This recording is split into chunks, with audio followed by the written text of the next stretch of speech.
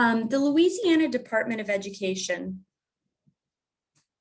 collaborated with the Early Childhood Education Institute at Louisiana State University.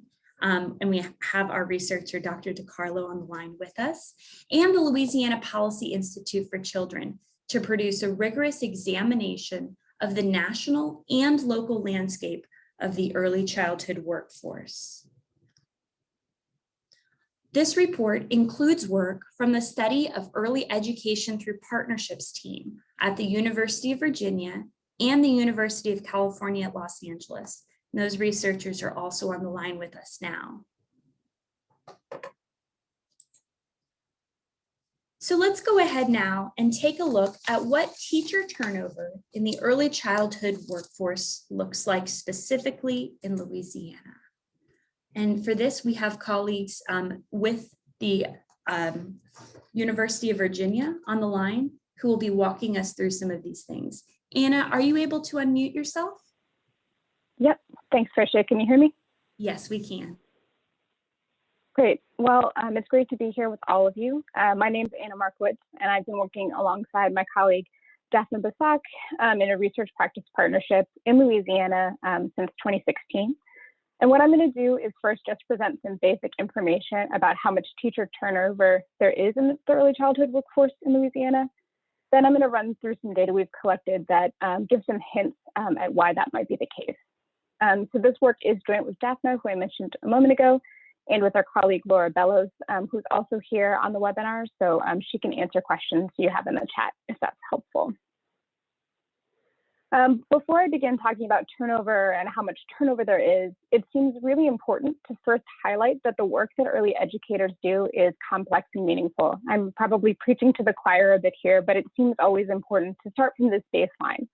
A National Academies report from 2015 noted that early educators are the key ingredient in high quality early care and education. They do complex work that requires specific skills. They're out there creating warm, inviting spaces for children where they're supported emotionally, but also challenged intellectually. They're building enriching activities, creating social settings that support social and emotional development, and are constantly watching out for those small moments where communication with children helps them reach bigger and better ideas. The work of educating small children is about being present to each child, and but at the same time monitoring the entire room of children as they sort of go through and wiggle through things and live their lives. It's an important skill to be able to think really deeply about what a child is saying as you're also sort of managing everything else. So this skilled work definitely requires expertise and on-the-job development, in part because it takes a lot of practice. And this is part of the reason why turnover in early childhood is such a big deal. And unfortunately in Louisiana, we see that rates of turnover in early childhood are quite high. So what we did was we used the data from your quality rating and improvement system, which collects the names of teachers in the classrooms, to estimate annual teacher turnover. Essentially what we did was we looked at how many teachers were in the classroom in one year, and then we looked again the next year and saw how many of them we could still observe. Using data from the QRIS from 2017-18 to 2018-19, we found that about 37% of teachers, lead teachers in early childhood classrooms leave their site each year. We also found that this was much higher in childcare centers, where the number was closer to 50%. Just 1/3 of teachers observed in Louisiana's publicly funded early childhood classrooms are still at the same program 3 years later, a point we'll return to in a little bit. It's important to note that these rates are substantially higher than what we see for K-12 teachers, where rates there are only about 15 to 25%. Next slide. Turnover causes several problems for early childhood. First, it creates instability, which is damaging, particularly when we think about the development of very young children who form unique bonds and attachments to their caregivers, and who struggle to understand intellectually explanations for why their teachers have gone. In fact, there's some evidence that turnover reduces children's developmental gains. So sort of reduces their ability to get sort of basic pre-academic skills, but also those social and emotional skills that someone was mentioning in the chat earlier. Finally, as discussed above, teaching is this challenging work that requires practice and professional development. So turnover is difficult for the site leaders that are trying to build this core of teachers who are experienced and have these skills and who can mentor young teachers, and who have to expend considerable effort hiring, recruiting, and sort of staffing their centers. So it's sort of difficult for leaders, it's difficult for children, and it creates this space where we could be reaping the benefits of an experienced workforce, and we're not. Next slide. To this last point, it's extremely important to note that in Louisiana, most of the teachers that we observe leaving their sites, so for example, the 46% that leave their sites that I mentioned a few slides ago, they actually leave teaching in type 3 sites entirely. So because we are able to see kind of all the type 3 sites in Louisiana in our data, we could track whether you left your center and just went to go teach somewhere else, or if you left your center and then were not seen in another center next year. And that's what this table here shows you. So again, it's the turnover information from 2017-18 to 2018-19. The rows here sum to 100%. And so they'll tell you which teachers we see in the same center. So overall, you can see 65% were in the same center.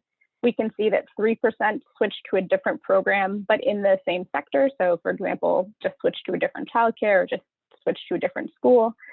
And then that last row is the percent of teachers who we don't see in our type 3 data anymore the next year. And that's 31%. So that suggests that 31% of lead teachers in type 3 centers are not teaching in a type 3 center the next year. The columns here show the same information, but for different subgroups that we might be interested in. So for example, you can see that it's 40% of childcare teachers who leave teaching in type 3 centers each year.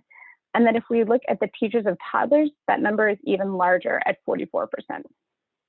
And again, this is very different from what we observe in K-12 settings, where even when teachers leave their school, they often take work at a different school site. Often they leave their teaching job, they're switching to a new job in the same school, or they're just staying in teaching entirely. So there isn't the same kind of loss and churn that we're seeing in early childhood. Next slide. For us, this led us to wonder if 40% of childcare teachers are leaving teaching entirely year to year, what does that turnover look like long term? So what this slide shows you is sort of the turnover trajectory of the lead teachers we observed working in those type 3 centers over time. So just to sort of orient you to this kind of crazy looking figure, the y-axis here shows you the proportion of teachers that remain in their sites.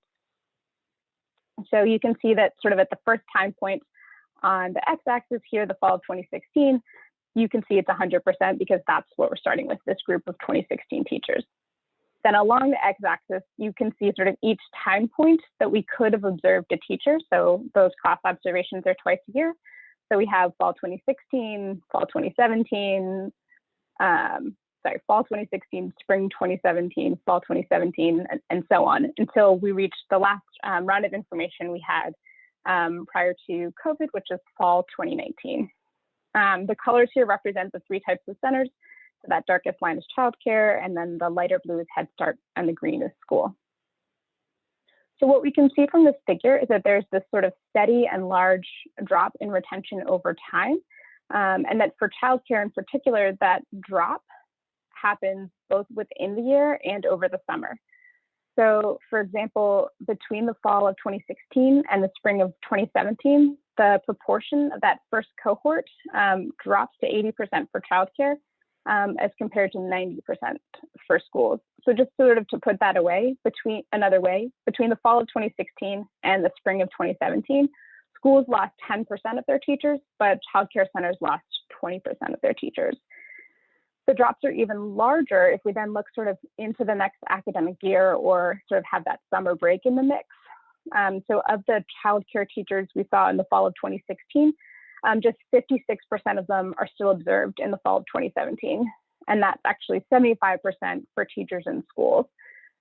This number, this sort of like 56, sounds a lot like 44, or is the inverse of that 44% turnover that we've been talking about.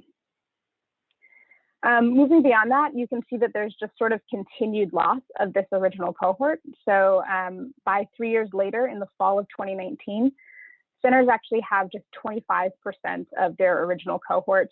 The Head Starts have 33% of their original cohort, and schools have 40% of their original cohort. So this is a tremendous loss over time, particularly for centers who are working hard to create rich, supportive climates and provide high quality care. Next slide. So looking at this estimates, I think that there's probably a sense of, oh gosh, what can we do? And that's what many of you said that you were on this call for. To answer that question, we are sort of doing some ongoing work, and we're going to present you some of it that we have finished here today. And we're going to turn to some data that our team has collected here in Louisiana to identify possible turnover causes. The data that I'm going to be talking about here comes from the Study of Early Education in Louisiana 2018 Workforce Survey. The survey was conducted in Jefferson and Rapides parishes. As part of the study, we sent surveys to all teachers working in childcare, in Head Start, and in schools, and we heard back from about 80% of those teachers. We've collected this survey twice since 2018, and if folks would like, I can speak a little bit to what we saw in the fall of 2020, our most recent round of data. But these data are helpful because they're pre-pandemic and because they line up with that 2017-18, 18-19 turnover data that we were just looking at.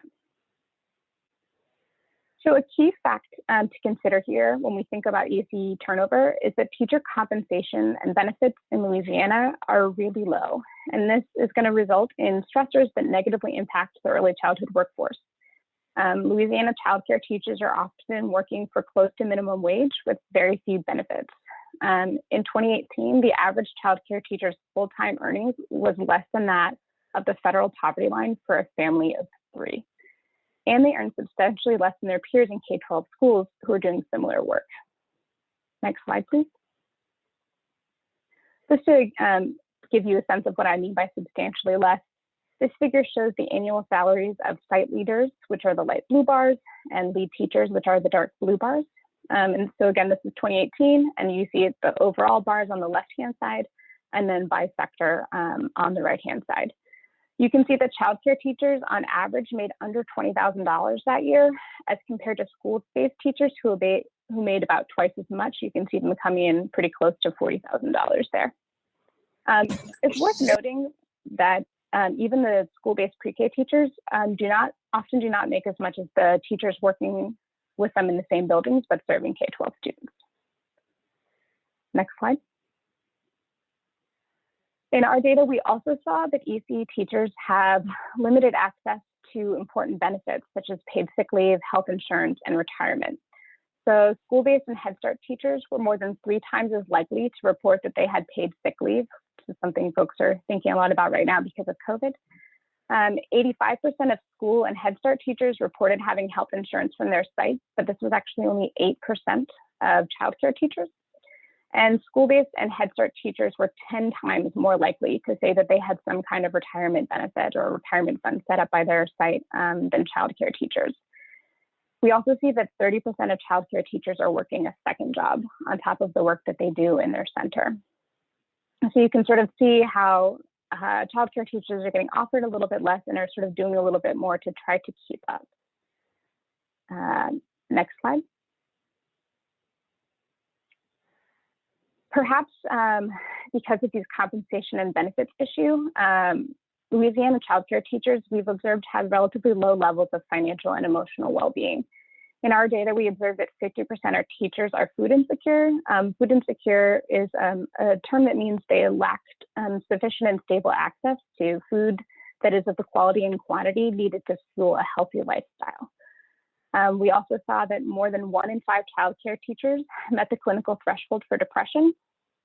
And we also see that high numbers of childcare teachers are struggling to meet their basic expenses, for example, medical expenses and rent. And of course, there is a huge amount of variability. What is hard for childcare teachers is not necessarily hard for their peers in Head Start and in schools. So you can look at the next slide. So this slide just sort of shows that information broken down by sector so you can see the comparison again. So this shows the proportion of teachers who responded that they did not have enough money for some common expenses. So in general, again, we have the Head Start in the light blue, the childcare in the dark blue, and the school in green. So you can see that those green bars are always lower than the dark blue childcare bars. This is because in general, schools reported struggling the least, though it is worth noting that they also did struggle for sure. But childcare teachers just had sort of a substantially different story. 56% said that they did not have enough money to cover their medical expenses, and about 30% each said that they did not have enough money to cover transportation and rent costs, so sort of basic living expenses. The weight of this financial concern, those here, and the food insecurity, alongside the depressive symptoms that we saw reported by these teachers, will have implications for turnover. These are job features that are commonly associated with folks leaving their job. But I also want to note that it's important for the children in the room.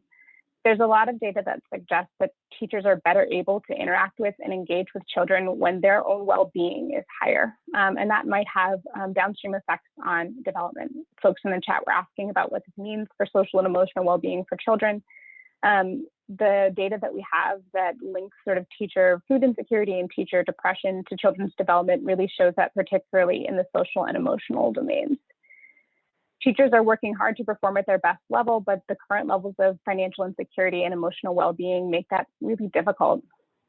And in our data since COVID, we see that emotional well-being in particular continues to be a real struggle for teachers. So this is what we have now. Some of our next steps include looking to see what professional development experiences might support teachers and prevent them from turning over. We're also taking to look at see what leadership factors might be related to turnover, if there are things that center directors can do that help teachers feel better as they work on the job. We're also just exploring places that we can intervene to see if we can reduce turnover, in part by making things a little bit easier on those teachers in the room. That's all I have, and I can turn it back to Thursday. Thanks, y'all. Thank you. Thank you so much, Anna. We really appreciate the depth of the research and being able to see a clear picture of what the early childhood workforce looks like in Louisiana. One additional factor contributing to the early childhood workforce turnover that needs to be spoken is about the financial underpinnings of the childcare sector tend to be rocky. Families seeking early care and education in Louisiana rely really heavily on childcare centers, which are typically operated as small businesses in Louisiana. These providers are going to face increased costs when they increase the quality of care. Lower adult-child ratios requires more staff and more costs. Training and professional development also are additional costs incurred. Given the large share of income already devoted to paying for childcare, not every family can necessarily absorb the increased cost of care. As a result of this, we see that our childcare providers are relying on extremely narrow profit margins. It's very difficult for them to pay a childcare teacher a competitive wage with such a narrow profit margin. We've also seen that the financial underpinnings of the childcare sector have been rocked to its core by COVID. 77% of childcare providers have reported a loss in revenue due to the pandemic. We see that these losses per center are estimated at over $100,000. And then of the centers that are shutting down, a quarter of them reported they had to do so because of increased operating costs. So as we think about these factors that are contributing to early childhood turnover, let's take a look now at some key takeaways that you can bring back to your communities, as well as what are some recommendations for what we as a community can do to support our youngest learners through reducing turnover. So when we think about teachers, some key takeaways are, first of all, providers are going to face increased costs when they're increasing the quality of care. Turnover and compensation, and then the quality of early childhood care and education are just inextricably related. With providers relying on these narrow profit margins, being small businesses, it's going to be really hard for them to pay competitive wages. It's an important takeaway to note that 44% of teachers leave their sites each year, and that just 1/3 of teachers observed in Louisiana's publicly funded early childhood classrooms are still there 3 years later. Another important takeaway about our teachers is that they're often working without benefits for close to $20,000 annually, and nearly a quarter of them are reporting working a second job. And the COVID-19 pandemic has exacerbated these existing challenges, especially when it comes to teacher poverty and childcare funding stability. And the key takeaways that I would give you about families is that identifying solutions that stabilize financing of childcare will aid families and our children. They'll support our small business owners, and they'll also ensure efficient use of policy resources in the future. The cost of childcare for families in Louisiana is really high. On average, if you have a family with 2 young kids, it's $15,000 a year. We see that families are really stretched thin to afford these childcare costs, and that these childcare costs are often higher than sending your child to college. These are really big bills families are being asked to pay. And despite the evidence to support the benefits of early care and education, we see that fewer than 7% of economically disadvantaged children birthed through age 2, and less than a third of economically disadvantaged 3-year-olds can access high quality early childhood care and education in Louisiana. And finally, in terms of the statewide key takeaways, Louisiana has made substantial strides in creating a unified early childhood care and education system. We are focusing on quality and quality improvements, but these improvements, as well as future improvements we might be able to make, are going to be at risk from turnover and field instability.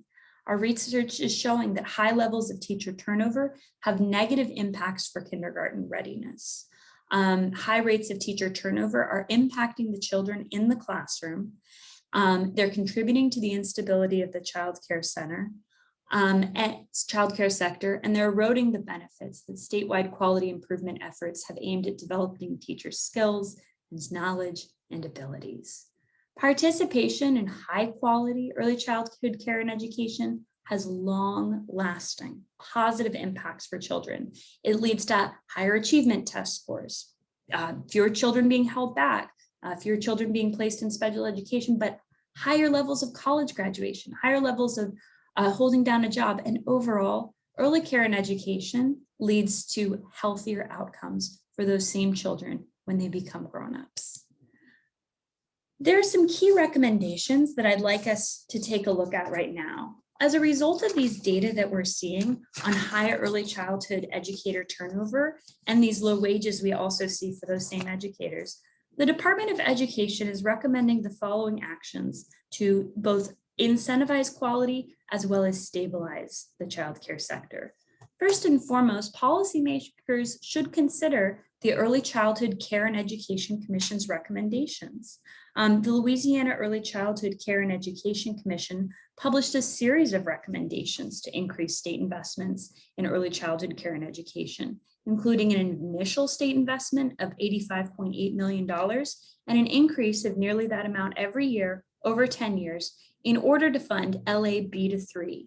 An injection of this amount of funding into the childcare ecosystem would add thousands of additional birth through 3-year-old seats, and ultimately, over the course of 10 years, reach over 90,000 children who are unserved. It would ensure more children are ready for kindergarten, and it would support our working families, the general health of the Louisiana economy, and it would help stabilize childcare funding to incentivize teacher retention and pay. The second recommendation is that Louisiana should pursue every opportunity to support local revenue generation and innovation, such as Ready Start networks and new revenue streams for the Early Childhood Fund. It's just not likely that federal or state funds by themselves are going to be enough for sector level stabilizations. Ready Start networks offer a promising model for both building local capacity and raising funds and revenue locally.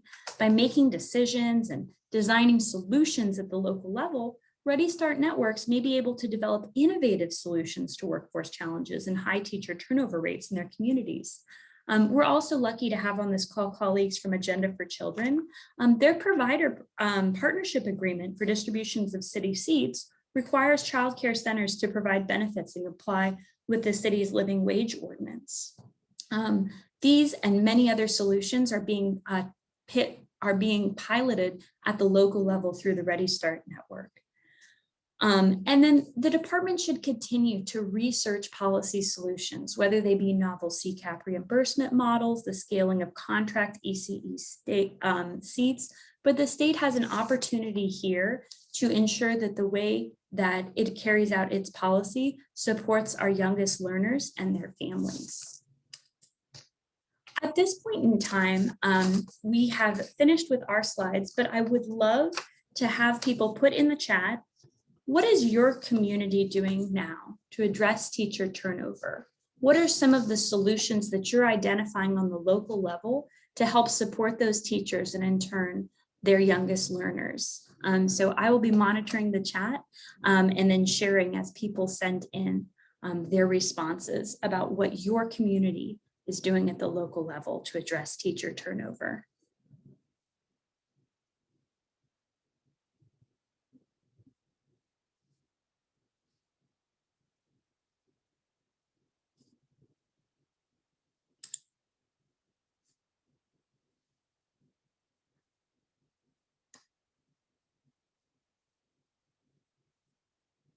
Don't be shy. I know there's a lot of great solutions out there, everything from supporting the professional development of teachers.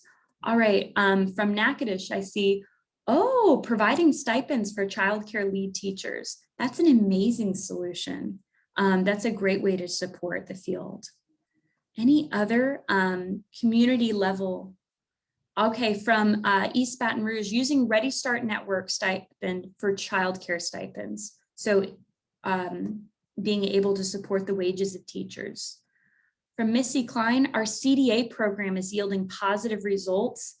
Oh, wow, that's amazing, Missy, to help your teachers feel professional, to feel accomplished, ultimately to feel valued.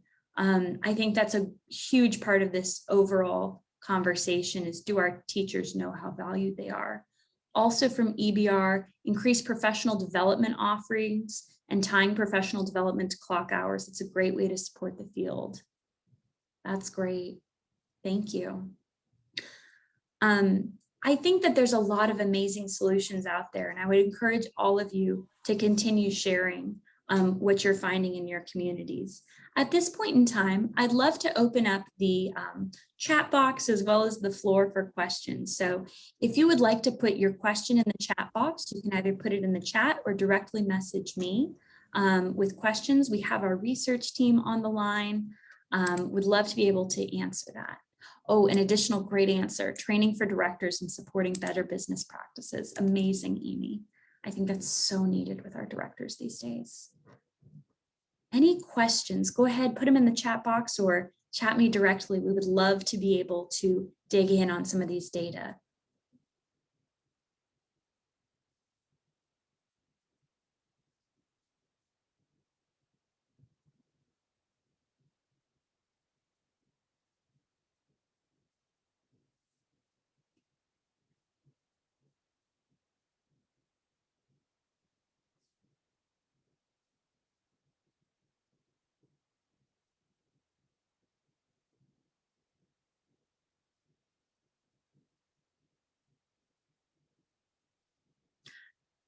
All right, from Patty, is there a way the state can set up a group insurance retirement plan that centers or teachers can join? That's an amazing question, Patty. I think that's something that would be really interesting for our shared services work group to look into. Patty, can you direct message me your email so that we can get connected?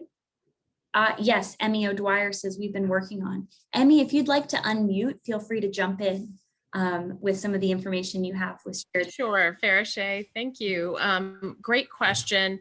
We have really been trying to focus on that. It's very difficult through a decentralized system to do that. We know that the Louisiana Bar Association managed to do that with its members in the past, but kind of hit a brick wall. So if anyone has any guidance or recommendation, including our research team that's on, we would love to hear it. I do feel like this would be a really powerful lever to retain teachers, especially during a pandemic. Thank you so much, Emmy. Another great question coming in from our NSU Child and Family Network. Did the salary difference consider the fact that schools and Head Starts are 9 months versus year-round teachers for childcare teachers? If not, then the hourly pay is even less.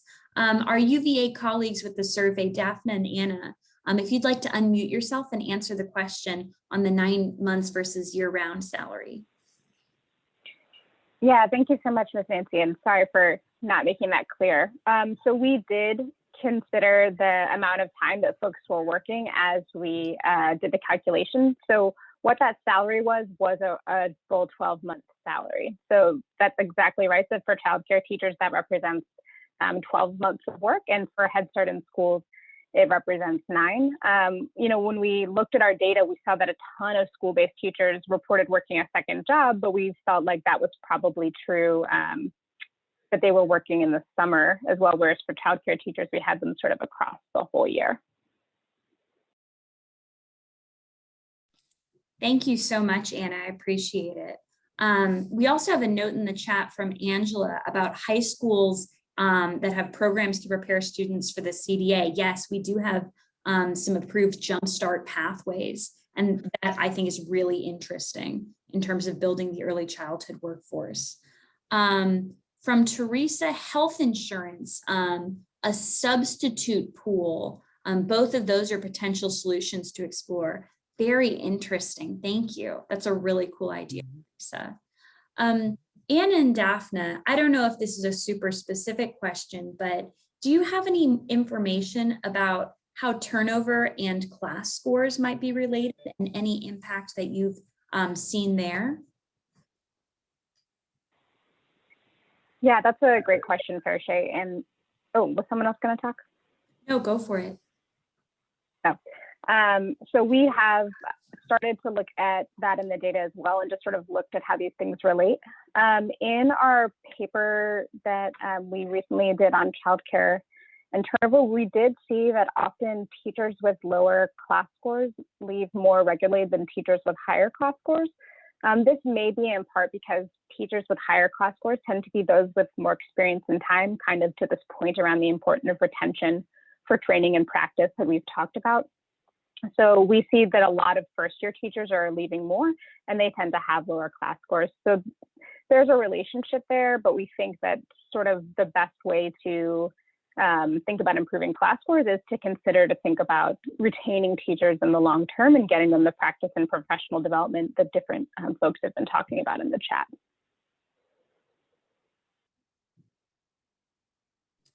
Thank you so much, Anna. I appreciate it. Let's see, a couple other notes coming in.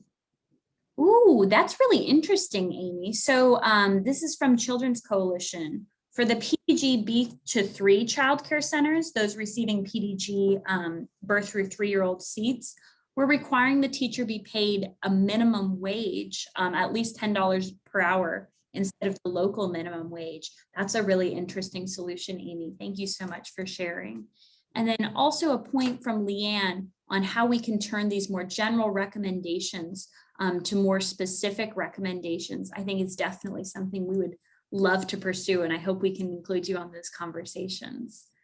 Oh, interesting. Patty has a point, stipends to centers to provide more on-the-job shadowing, orientation, and giving teachers a chance to get acclimated to the classroom instead of being thrown straight into the deep end without any hands-on experience. Great point, Patty. Thank you for sharing. These questions and comments coming in are amazing. It is really, really cool to see some of the thoughts and innovations coming out around these things. Please keep sharing. I'll definitely keep the chat box open and give people a chance to put in any additional questions, either around the specific research and information presented here or other general recommendations. Great. Leanne, actually, that was written directly into their proposal and required to have that floor for teacher wages for PDG seats. That's a terrific solution. A really great example of the innovation that's happening on that local level. Thank you for sharing, Leanne.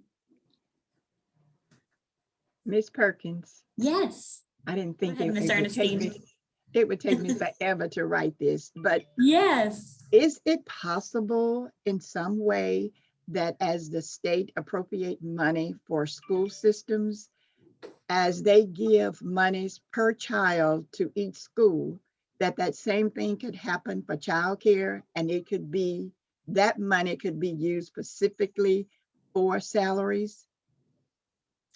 I have never heard that question before, Miss Ernestine. That is really interesting, and I do not know the answer to that, but I do think that that's something we should take a look at.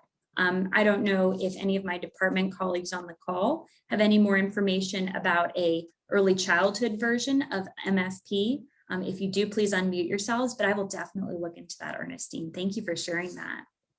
Thank you. Ooh, Teresa has a really interesting comment about an apprenticeship model. Okay, this is really great. It would be cool to try out an apprenticeship model. Back in the 70s, our founders ran a program where prospective teachers spent half of their day earning a CDA and the other half of the day teaching. It's an interesting model to revisit. Thank you so much for sharing, Teresa. That is really interesting to think of early childhood as an apprenticeship model. And I know that there's some interest on the national level at what that could look like. Thank you so much for sharing. These are great. If people keep your questions and comments coming, this is great.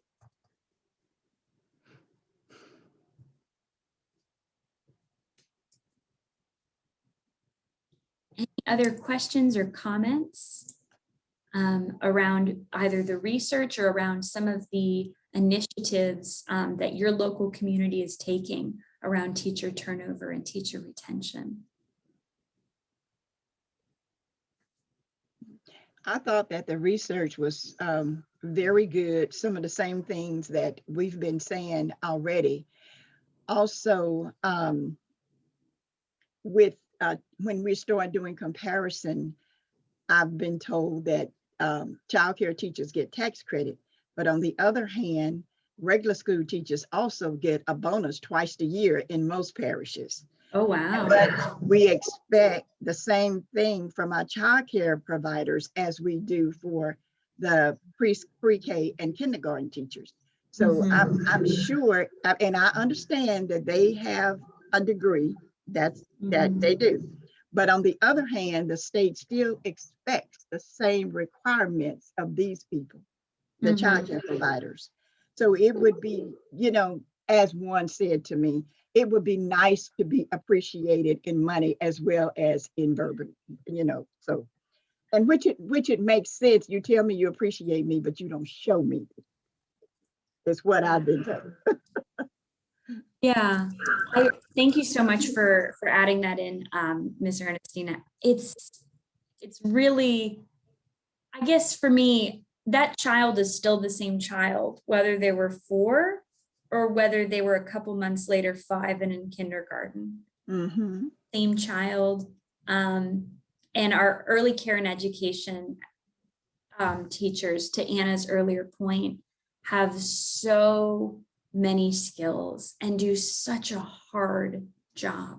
It's a tough job teaching our youngest learners, and they do it with such grace, being able to scan the whole room of toddlers and then still be able to provide that love and one-on-one attention to the kid right in front of them.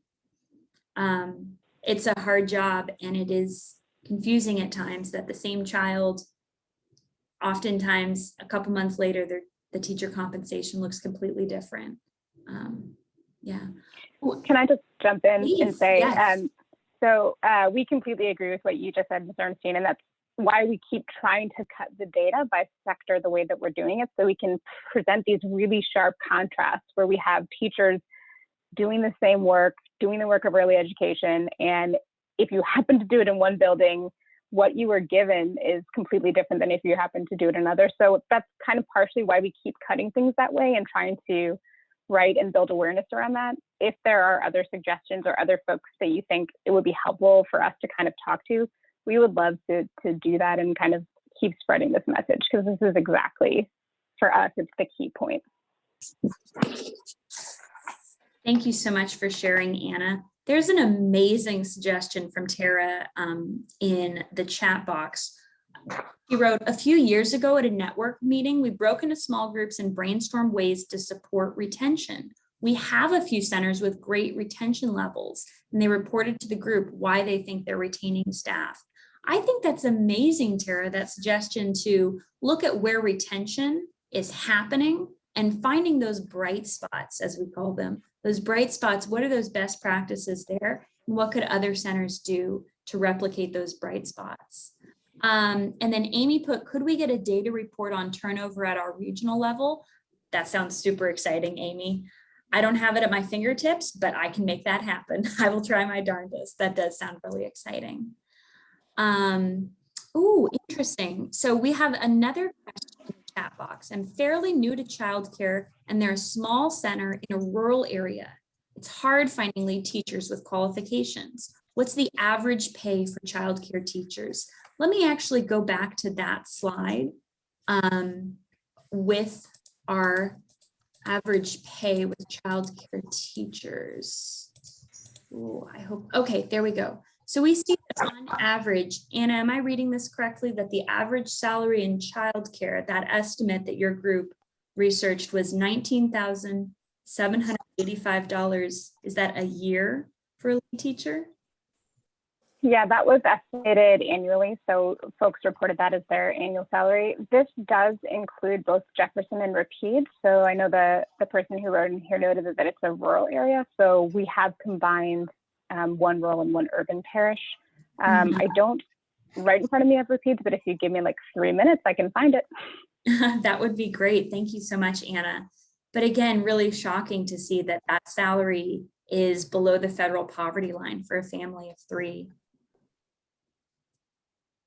Are there any other questions or even comments? These are all terrific, and I'm really appreciative of everyone's participation and contributions here.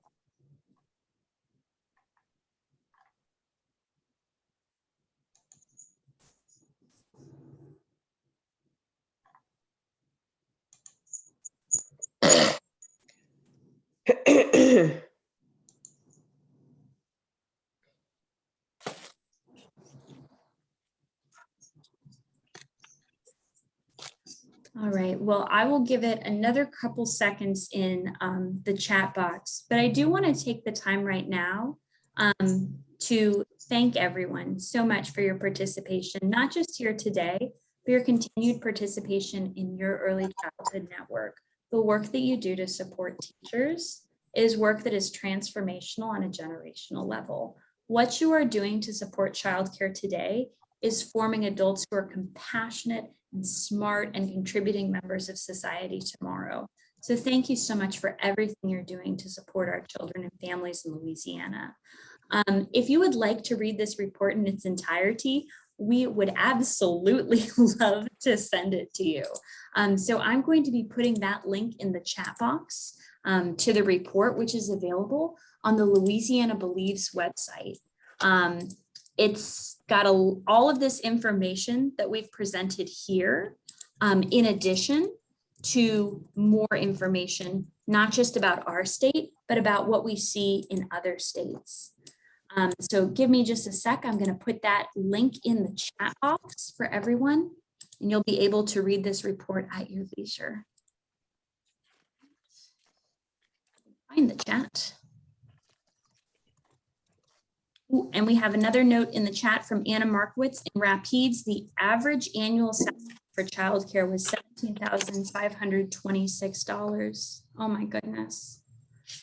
All right, I've just dropped that link for the full report in the chat box. Again, this is available on the Louisiana Believes website. But at this point in time, we're about 10 minutes until our ending time, and I'm so appreciative of everything everyone's contributed and all the great ideas. I'll stay on the line for a couple more minutes in case people have any lingering questions, but otherwise I just want to thank you again so much for your participation, for your ideas, and for what you do every day to serve children and families.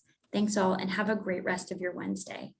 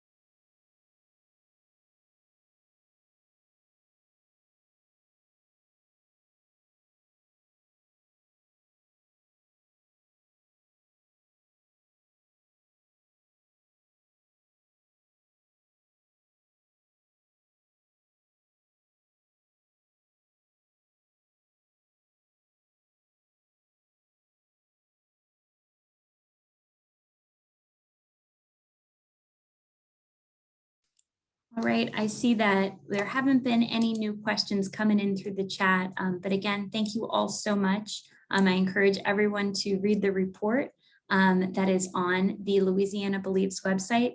We're so thankful for your participation and for the work you do for kids every day. Bye, everybody. Have a great rest of your Wednesday.